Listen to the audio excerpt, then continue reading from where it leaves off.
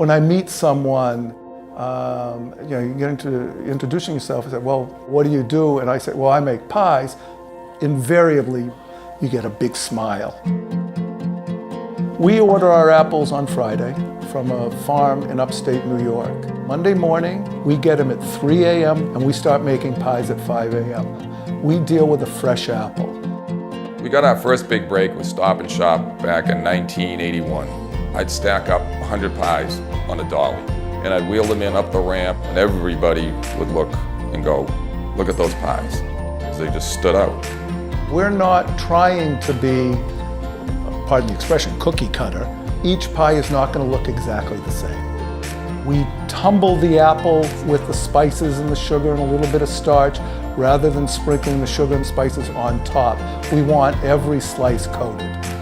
To me, it's always been about keeping that homemade look. And sometimes it takes extra labor to do that, but you do what you have to, The lattice has to be placed on. If it's placed on with a machine, every piece is going to be perfectly straight. It's just going to look mass-produced. I think that plays into the homemade feel, the homemade look. We don't inventory pies. We don't have freezers full or warehouses full of pies. We get a 2-week notice to Stop and Shop to order. We make them a couple of days before the ship date. We ship them, they're gone. They aren't sitting somewhere.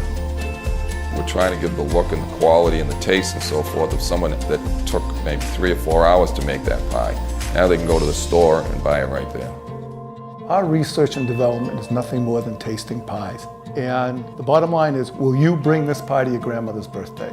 If it doesn't pass that test, it doesn't go out of here.